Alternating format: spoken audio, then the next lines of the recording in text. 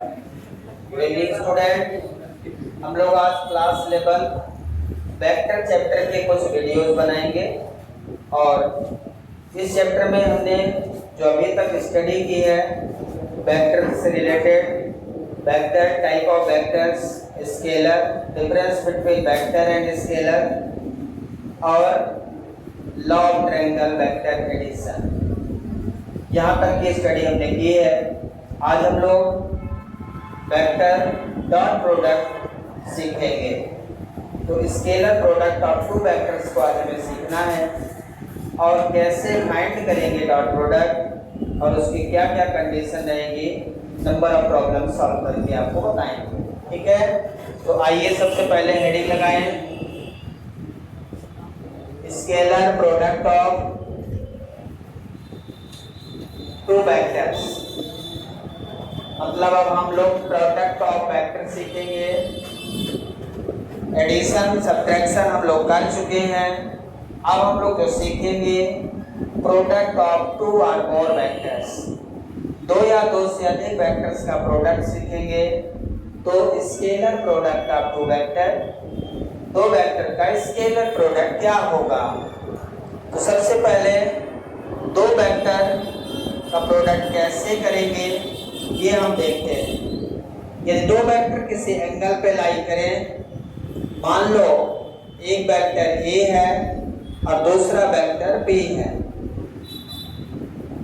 दो वेक्टर किसी एंगल पे लाई करते हो तो उनका प्रोडक्ट कैसे करेंगे।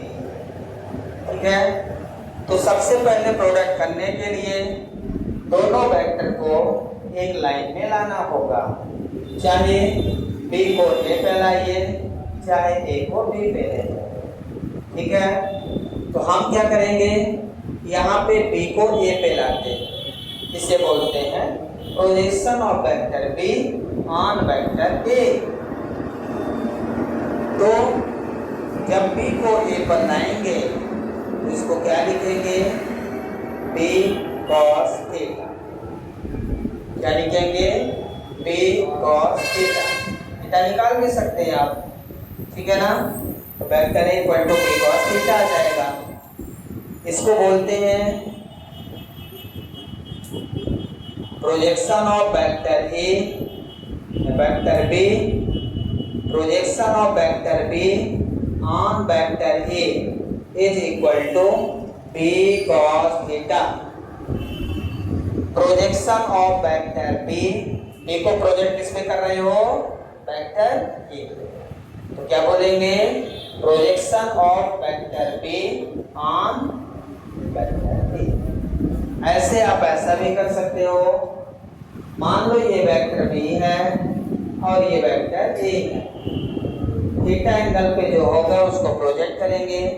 तो इस ए को हम इस पे प्रोजेक्ट कर दें तो लिखेंगे क्या, ए कॉस थीटा, और इसका वर्टिकल में हम लोग लिखते हैं ए साइन थीटा, रिजॉल्व करके यहाँ पे बी साइन थीटा। तो प्रोडक्ट का मतलब ऐसे डायरेक्शन में ए और बी को लिखना है जो सेम में हो। तो यहाँ पे बी साइन थीटा है लेकिन ए नहीं है, इसमें क्या है, बी कॉस थीटा, बी का कंपोनेंट और ए भी है। तो ये projection of B on A equal to B cos theta. इस पे क्या लिखेंगे, projection of vector A on vector B equal to A cos theta. इसमें हमने ए को प्रोजेक्ट किया है किसमें, बी का, तो प्रोजेक्शन ऑफ ए किस पे, बी पे, on B, projection of A vector A on vector B equal to A cos theta. कभी कभी क्वेश्चन में इतना ही पूछ लेता है, find the projection of vector A on vector B, what is the value, क्या वैल्यू होगी वो आपसे पूछा जा सकता है। अब इसका प्रोडक्ट क्या होगा, यदि मैं इनका प्रोडक्ट निकालूं, vector A dot B equal to, ध्यान से देखें तो ए और बी की डायरेक्शन में कौन कौन से वेक्टर हैं, वेक्टर ए और वेक्टर बी कॉस थीटा, है ना। तो इसका मैग्नीट्यूड लेंगे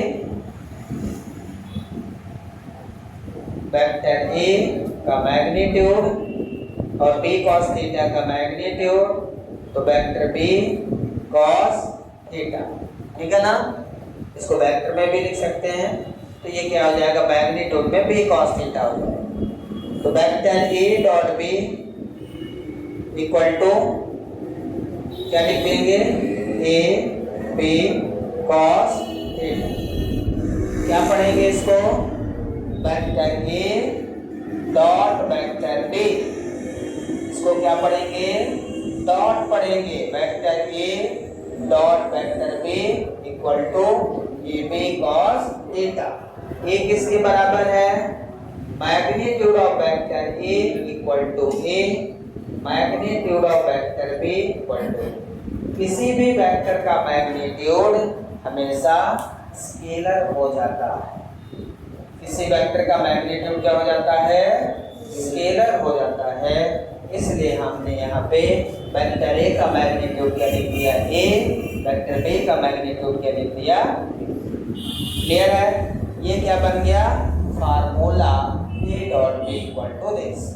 अब क्वेश्चन में ये एंगल पूछ लेता है, कैसे निकालेंगे। अब यहाँ एक कंडीशन होती है, ध्यान रखें। कंडीशन ये है कि theta equal to 90 degree, theta equal to 90 का मतलब है cos 90 और cos 90 0 होता है। यदि थीटा 90 है, इसका मतलब ये है कि वेक्टर ए और वेक्टर बी के बीच में कितना एंगल बनेगा, 90। समझ रहे, वेक्टर ए और वेक्टर बी, ये जो बी है थीटा पे कितना हो गया, 90। यदि थीटा 90 है तो ए डॉट बी कितना होगा, यहाँ cos 90 क्या हो जाएगा, कितना हो जाएगा, 0। तो यहाँ पे vector A dot vector B equal to क्या मिलेगा, यदि question A dot B equal to 0 आता है तो दो वेक्टर परपेंडिकुलर कहलाएंगे। क्वेश्चन ये है so that given two vector are perpendicular to each other, तो क्या करोगे आप, उन दो वेक्टर का डॉट प्रोडक्ट निकालोगे। ये दोनों वेक्टर का डॉट प्रोडक्ट 0 आता है तो क्या होगा, वो परपेंडिकुलर है, और ये 0 नहीं आता, परपेंडिकुलर नहीं। इसका मतलब यहाँ पे vector A perpendicular to vector B, और वेक्टर ए और बी परपेंडिकुलर हैं, इसका मतलब उनका डॉट प्रोडक्ट 0। और क्वेश्चन में ये कह दे कि दो वेक्टर हैं, अब शो करिए कि वो वेक्टर परपेंडिकुलर हैं क्या, तो आपको सीधा क्या निकालना, डॉट प्रोडक्ट। डॉट प्रोडक्ट 0 आ गया, मतलब वो परपेंडिकुलर है, नहीं आया तो नहीं। समझ में आया, यहाँ तक लिख लीजिए पूरा अच्छे से। तो यहाँ पे आपने ये शो कर दिया कि दो वेक्टर यदि परपेंडिकुलर हैं तो उनके बीच एंगल 90 डिग्री होगा, और यदि कोई भी वेक्टर गिवन हो कि so that given vector is perpendicular to each other, इसका मतलब उनका डॉट प्रोडक्ट निकालिए। 0 आता है तो वो परपेंडिकुलर हैं, 0 नहीं आता है तो परपेंडिकुलर नहीं। अब ये एंगल पूछा जाए,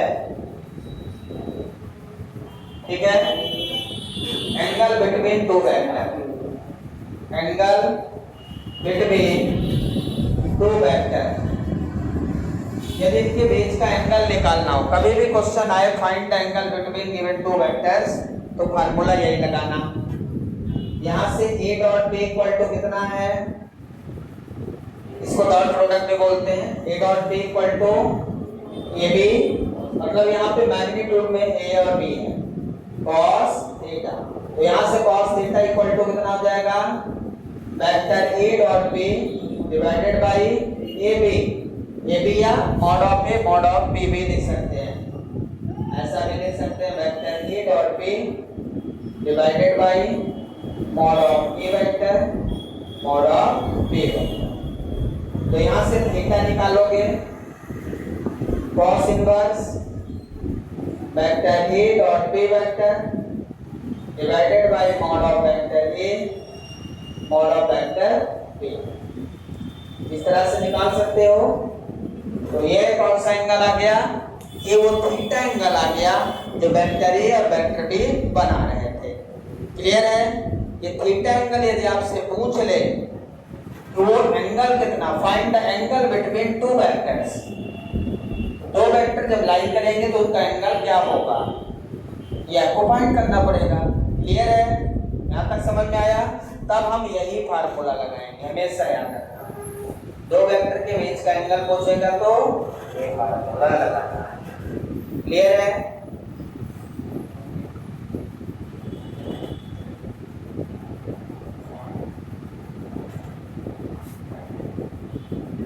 इसके बाद जो हमारे यूनिट वेक्टर हैं उनका डॉट प्रोडक्ट क्या होगा? हमारे यूनिट वेक्टर कौन कौन से हैं? आई जे के। यदि इनका डॉट प्रोडक्ट निकालें हम तो क्या होगा? ये X Y Z, X axis का unit vector I, Y axis का जे, जेड एक्सिस का के, यही है यूनिट वेक्टर। यदि मैं आपसे पूछूं कि I vector I dot product बताओ, क्या फार्मूला लगाऊंगा? बोलो जल्दी।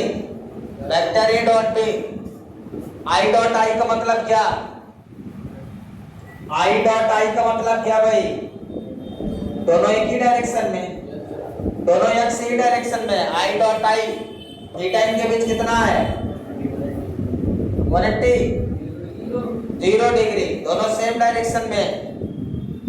तो वेक्टर ए डॉट बी का फार्मूला याद है? कितना बताया?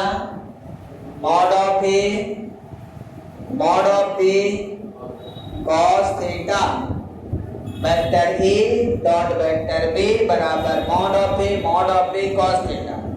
वेक्टर आई डॉट वेक्टर यहाँ पे I cap dot J cap equal to mod of I cap mod of J cap cos theta. लगा दिया मैंने। थीटा कितना है? 0। आई कैप यूनिट वेक्टर का मैग्नीट्यूड कितना होता है? पढ़ाया नहीं पढ़ाया? यूनिट वेक्टर का मैग्नीट्यूड कितना होता है? ये यूनिट वेक्टर मतलब 1 यूनिट, उसका मैग्नीट्यूड 1 होता ही है, इसलिए तो यूनिट वेक्टर बोलते हैं। यूनिट मतलब 1, यूनिट वेक्टर मतलब a vector whose magnitude are 1 is called unit vector। नहीं पढ़ा यूनिट वेक्टर? कोई बात नहीं पढ़ा। तो इसका मैग्नीट्यूड कितना हो जाएगा? 1, इसका मैग्नीट्यूड 1, तो 1 into 1 into cos 0, cos 0 कितना? 1, तो वैल्यू कितनी आ गई? यदि उसी वेक्टर के साथ डॉट प्रोडक्ट करोगे तो आपको 1 मिलेगा। चाहे आई डॉट आई कर लो, चाहे जे डॉट जे कर लो, एंगल तो 0, चाहे के डॉट के कर लो। तो हम लिख सकते हैं आई dot I, J dot J, K dot K equal to very very most important, उसी वेक्टर के साथ डॉट प्रोडक्ट 1 होगा। और दूसरे के साथ क्या होगा? मान लो आई डॉट जे करें तो एंगल कितना हो जाएगा? आई डॉट जे में एंगल कितना होगा? 90 दिख रहा है। परपेंडिकुलर होता है तो डॉट प्रोडक्ट क्या हो जाता है? परपेंडिकुलर होता है तो डॉट प्रोडक्ट क्या होता है? अभी तो बताया यार, ये दो वेक्टर के बीच 90 डिग्री हो तो डॉट प्रोडक्ट 0 होता है। अभी तो बताया जस्ट 2 मिनट पहले। 2 मिनट पर बढ़ाया हुआ चीज 1.5 मिनट बाद भूल जाता है। ये तो दिमाग लेके आप पैदा हुए हो, इसमें आपकी थोड़ी गलती है। गलती किसकी आप समझो। तो यहाँ पे क्या लिखूंगा? I dot J, I dot J मान लो निकालना है, इसका मतलब क्या है? ये वेक्टर आई, ये वेक्टर जे, एक्स एक्सिस वाई एक्सिस, दोनों के बीच एंगल 90 डिग्री। यदि मैं आई वेक्टर डॉट जे निकालूं तो ये आई जे का मैग्नीट्यूड cos 90, cos 90 सबको याद है? नहीं याद है तो आज के बाद याद रहे। परपेंडिकुलर 0 रहेगा, cos 90 0। अब बताओ ये 1 ये 0 तो कितना हो जाएगा? I dot j dot k dot i, ठीक है। मतलब उसी के साथ डॉट प्रोडक्ट 1, दूसरे के साथ 0। क्यों दूसरे के साथ 0? क्योंकि दूसरे के साथ एंगल 90 है। I का j के साथ 90, j का k के साथ 90, k का i के साथ 90, तीनों 90 डिग्री पे रहते हैं। x y z कितना रहते हैं? कई लोगों को लग रहा है सर 90 कहाँ, दिख तो नहीं रहा है। किसको इसको लग रहा? हाँ मेरे को 90 देखिए ऐसे, यहाँ पे 3D देखिए, 3D पिक्चर है ये। यदि आपने इसको देखा तो ये x है ये y है, कितना एंगल है? यहाँ पर रख दो इसको z को, ये देखो z रख दिया मैंने। अब बताइए x y 90, x z 90, y z दिख रहा है? ये ऐसे है एक्चुअल में, लेकिन जब हम इसको प्लेन पेपर में बनाते हैं तो ये ऐसे हो जाता है। तो यहाँ 90 जो दिखता है जब ऐसे, तो ये 90 नहीं दिखता, लेकिन ये हमेशा ऐसे रहता है। इसको हमेशा ऐसे देखें, समझ में आया क्या? ये 3D डायग्राम आपस में हमेशा x y z एक्सिस हमेशा कितने एंगल बनाएंगे? 90 ही बनाएंगे, याद रखेंगे, ठीक है। ये क्लियर हो गया। I का I के साथ डॉट प्रोडक्ट 1, सेम के साथ डॉट प्रोडक्ट 1 और दूसरे के साथ 0। क्यों 0? क्योंकि आपस में वो 90 डिग्री एंगल बनाएंगे। लिख लिया पूरा? अच्छे से लिखिए, सुंदर सा, ठीक है।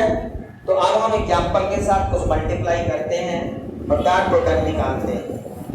तो क्वेश्चन हमारे पास है वेक्टर A इक्वल टू, मान ले 2i plus 3j plus 4k cap, vector B है 3i cap minus 2j cap plus 3k cap. Find करना है पहले मॉड ऑफ A, दूसरा मॉड ऑफ B, तीसरा A डॉट B, चौथा angle between vector A and vector B। इतनी सारी चीजें निकालना आपको, तो बहुत सिंपल है। सबसे पहले दोनों वेक्टर लिख लेते हैं, 2i cap 3j cap 4k cap. Vector B equal to 3i cap minus 2j cap plus 3k cap. ध्यान से देखिए, वेक्टर A का मतलब मैग्नीट्यूड ऑफ वेक्टर A का मतलब मॉडुलस, इसको मॉडुलस भी बोलते हैं। मॉडुलस और मैग्नीट्यूड, मॉड पढ़ते हैं, मॉडुलस पढ़ते हैं, ठीक है। तो मॉडुलस का मतलब i के कोएफिशिएंट का स्क्वायर, डायरेक्ट लिख दो, 2 का स्क्वायर और j के कोएफिशिएंट का स्क्वायर, 3 का स्क्वायर 9, 4 का स्क्वायर 16, कितना हो जाएगा? 29। ये मैग्नीट्यूड हो गया। Modulus of A, so modulus of A root of 3 का स्क्वायर 9, 2 का स्क्वायर 4, चाहे साइन माइनस हो चाहे प्लस, आपको प्लस में लिख देना क्योंकि माइनस का स्क्वायर प्लस हो जाएगा, प्लस 3 का स्क्वायर 9, कितना हो जाएगा? 22। मॉडुलस ऑफ B हो गया। फर्स्ट आ गया, सेकंड आ गया, थर्ड क्या है? A dot B। तो वेक्टर A डॉट B का मतलब पहले A लिख लो, A कितना है? 2i plus 3j plus 4k। फिर डॉट वेक्टर B लिखो, कितना है? 3i minus 2j plus 3k। लिख दिया हमने। ए डॉट बी मतलब पहले ए फिर डॉट बी। अब क्या करना है, डॉट प्रोडक्ट मतलब मल्टीप्लाई सिंपल से। तो सिंपल से मल्टीप्लाई कैसे करेंगे, आई को आई के साथ, बाकी के साथ जे और के साथ जीरो, तो केवल उसी का उसी के साथ कर दीजिए। तो 3 2 जा 6, फिर दूसरा प्लस और माइनस, तो माइनस 3 2 जा 6, फिर प्लस प्लस 4 3 जा 12, ये जीरो हो गया। तो वेक्टर ए डॉट बी कितना आ गया, वेक्टर ए डॉट बी क्या आ गया, डॉट प्रोडक्ट हमेशा एक स्केलर मिलेगा। डॉट प्रोडक्ट करने के बाद क्वांटिटी जो मिलेगी वो क्या मिलेगी, स्केलर। ना उसमें आई रहेगा ना जे ना के, कुछ नहीं रहेगा। मतलब ये जो रिजल्ट मिला है वो हमेशा स्केलर। इसीलिए मैंने हेडिंग क्या डाला था, scalar product of two vector. Scalar product of two vector, दो वेक्टर का प्रोडक्ट क्या मिलेगा, स्केलर। हेडिंग का मतलब ये है scalar product of two vector, दो वेक्टर का जब आप प्रोडक्ट करोगे तो स्केलर मिलेगा। जब डिफरेंस मैंने लिखा था तो याद होगा, product of two vectors either scalar और वेक्टर।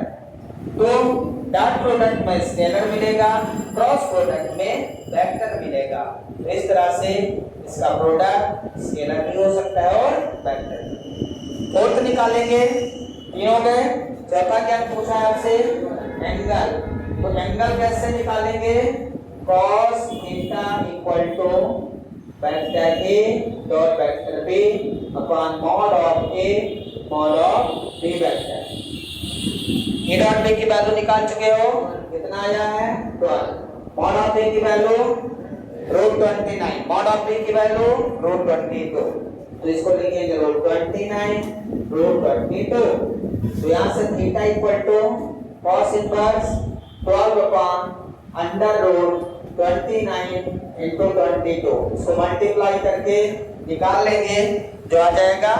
यदि परफेक्ट में आता है तो ठीक है, नहीं इतना भी आंसर हो गया। यदि आप इससे ज्यादा नहीं सॉल्व कर सकते, जितना कटे काट दे, नहीं तो वो आंसर हो गया। इतना भी लिखेंगे तो भी आंसर माना जाएगा, क्योंकि ठीक है, क्लियर है। कितना है 29 22 का मल्टीप्लाई 638, तो आप उतना भी ले सकते हैं। cos inverse 12 upon under root 638, ठीक है। रूट यदि निकाला है तो ठीक है, नहीं निकले तो फिर वहीं से रोक देंगे, एंगल हो जाएगा। क्लियर है, समझ में आया।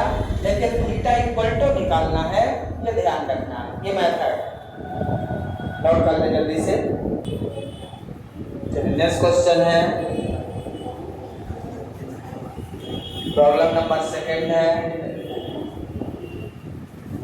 Find the angle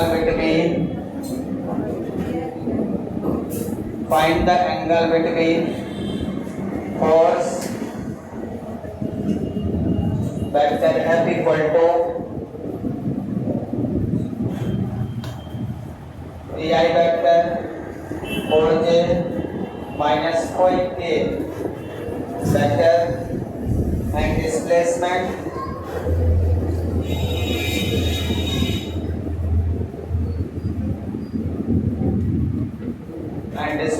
vector D equal to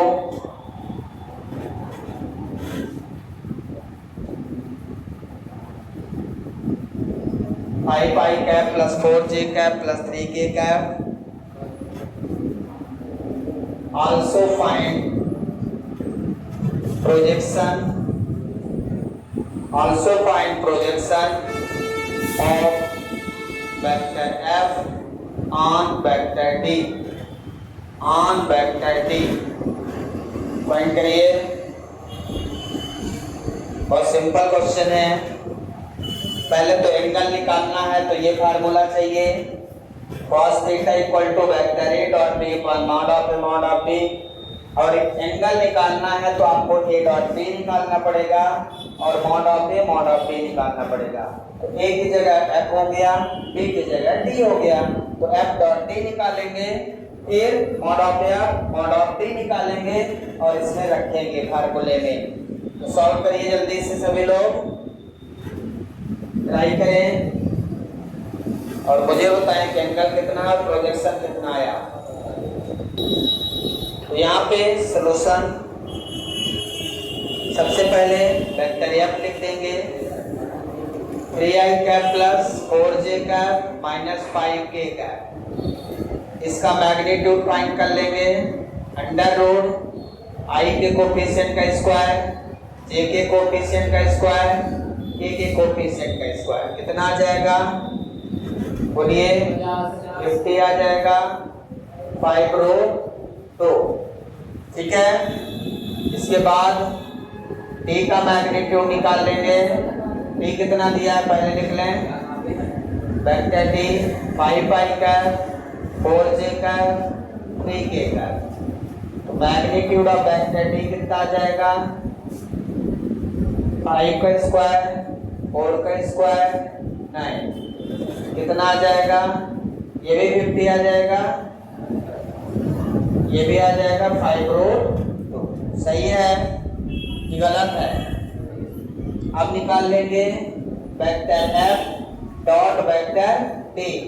vector f dot t equal to 3i 4j minus 5k का डॉट कितना 5i का 4j का 3k का डॉट कर लो।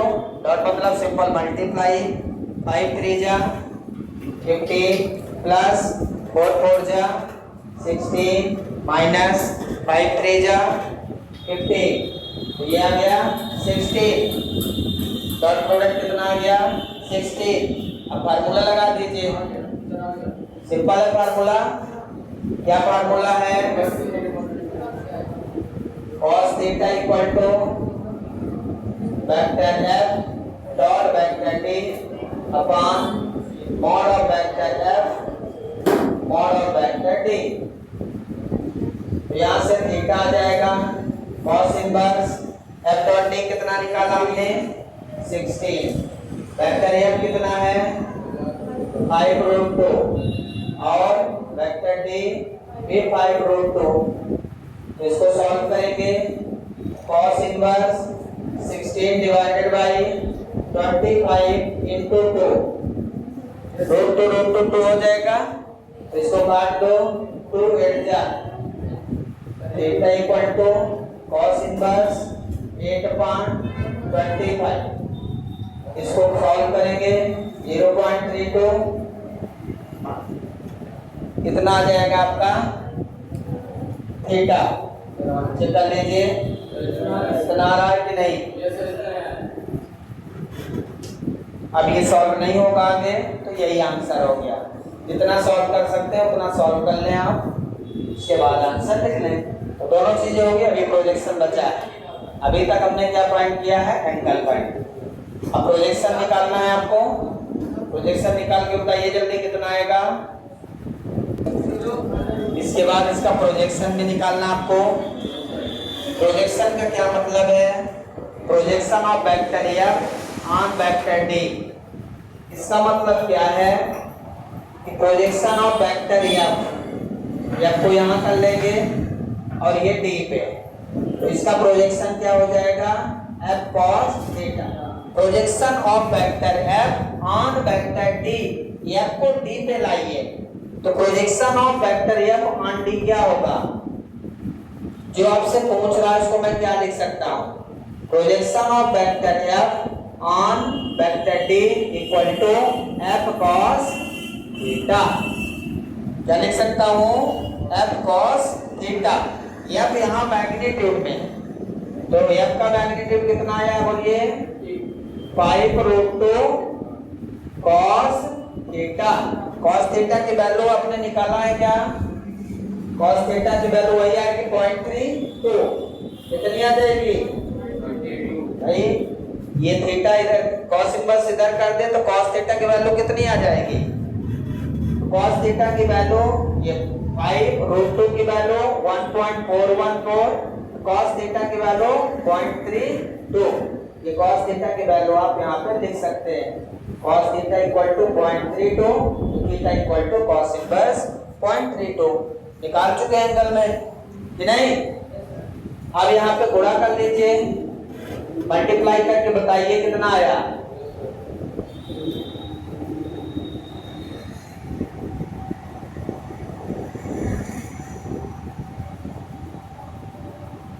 ये आ गया 7.070 इंटू 0.32, मल्टीप्लाई कर दें कितना आ रहा मल्टीप्लीकेशन बताइए, 2.26, कितना रहा 2.26 यूनिट। ये आपका आ गया projection of vector F on vector D. समझ में आया कि नहीं आया? अब यदि पूछ लेता projection of vector D on F, तो डी को एफ में रखते हैं, यहाँ एफ को डी में लाना है। ये ध्यान रखना किसको किस में लाना है, projection of vector F on vector D, तो डी पे लाइए एफ कॉस थीटा, एफ को लाना है। ये ध्यान रखना, यही कंफ्यूजन हो जाता है। क्लियर है? जल्दी करिए, नोट करिए। नेक्स्ट क्वेश्चन है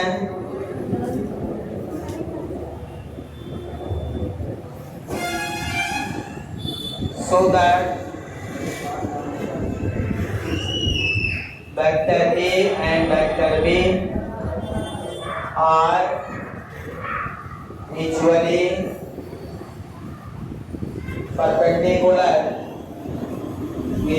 perpendicular to each other। Show करना है vector A and vector B are mutually perpendicular to each other. तो वेक्टर ए गिवन है आपको 3i plus 2j minus 4k cap, vector B दिया है 2i cap 3j cap minus plus 3k cap.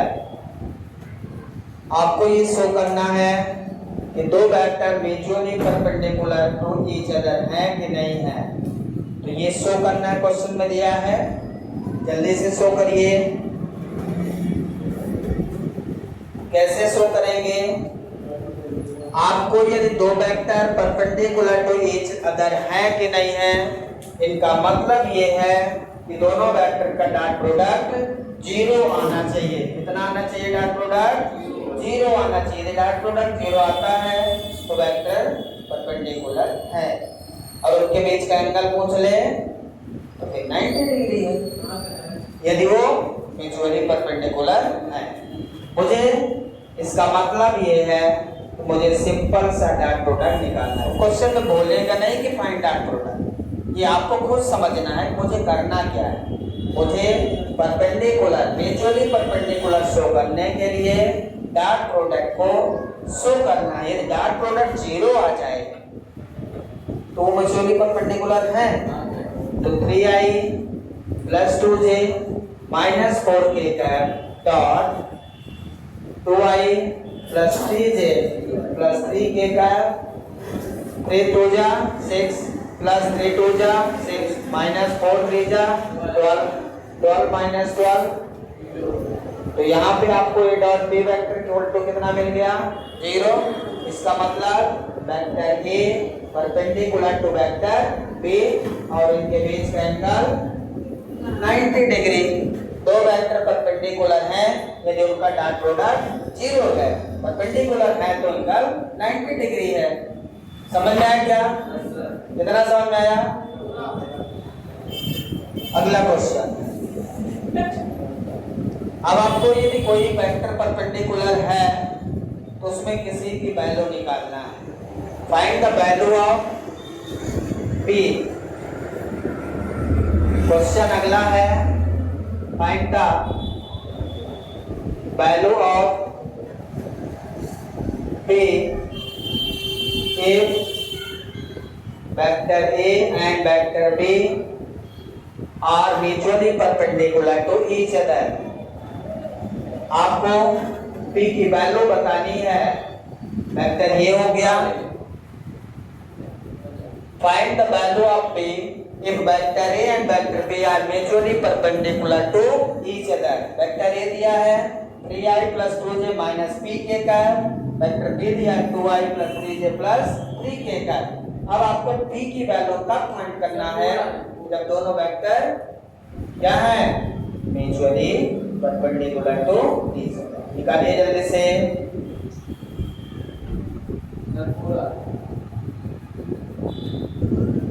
तो यहां से देखें ये डॉट प्रोडक्ट यहाँ पे P कर देंगे, बाकी सेम है।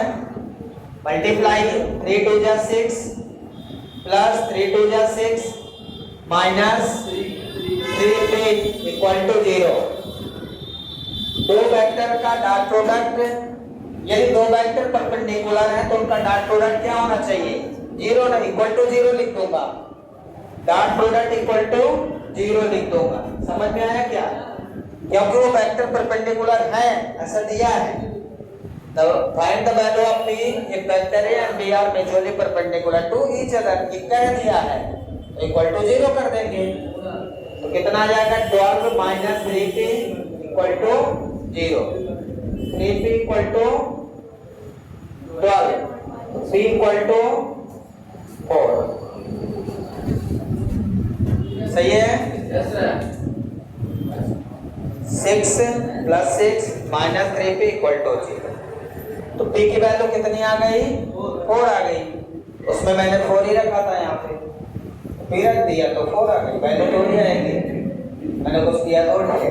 पिछले क्वेश्चन में यहाँ -4 था, अब 4 को हटा के p रख दिया तो वैल्यू तो पता है कि 4 आएगी कि नहीं। लेकिन कभी पूछ लेगा क्वेश्चन तो कैसे सॉल्व करेंगे? कहीं भी p हो, p यहाँ भी हो, यहाँ भी, मेथड यही है। म्यूचुअली परपेंडिकुलर है तो उसको फाइंड कर लेना। समझ में आया क्या? Thank you, have a nice day today.